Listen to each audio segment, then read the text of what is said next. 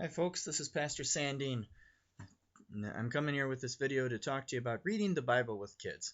I know that can sometimes be a difficult topic, but it's often something that a lot of parents actually want to do, they just don't always know where to start. So I wanted to show a couple different resources and things you can do for doing that. One is, especially with really little kids, you can get individual Bible stories and really simple Bible picture books meant for reading with these little kids. Like this little one, Jonah and the Whale. I got this. This was from a 2-pack I got from the dollar store. So very cheap, very simple.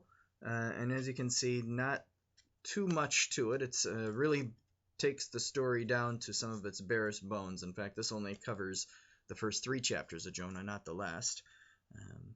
But good basic books for helping tell some of those stories.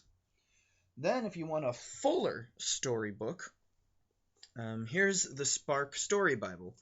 And this one tells, again, it's not the whole Bible, but it's a lot of stories from the Bible and a lot of teachings. Here it looks like we got Daniel in the lion's den, Mary visits Elizabeth, blind Bartimaeus. And here you can definitely see now we're getting a lot more text, a lot more story to go with those pictures. The next resource is actually kind of what sparked this for me. It's because I just got this yesterday.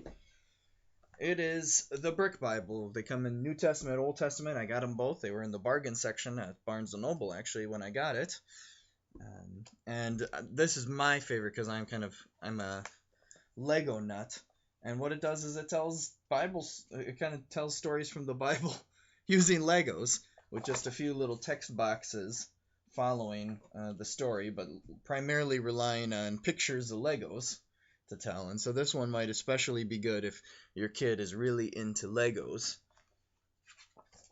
and likes those kinds of visuals. It's a wonderfully creative and just kind of fun idea. Great for, I think, a good mix of ages with kids. Another one good, especially as kids start getting a little older, especially if you want something that they might pick up on their own.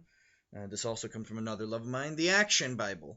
And this is the Bible as a comic book, a graphic novel. So again, this you can see has a decent amount of text to it, a lot of dialogue, and then even some little tidbits you can see written in there.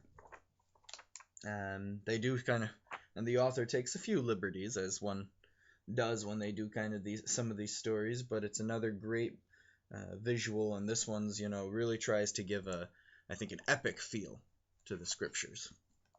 So another good one for kids. But then ultimately, we can't also forget just what it is to read the actual Bible with the actual texts. And if you're doing that, one I'd highly recommend is the Contemporary English version of the Holy Bible. The Contemporary English version. The reason I recommend this is because one of the goals of the Contemporary English version was to be available to people who aren't necessarily very strong in English. I've heard estimates as low as a 3rd grade reading level. Usually people, when they gauge its reading level, it's 3rd to 5th grade, somewhere in there.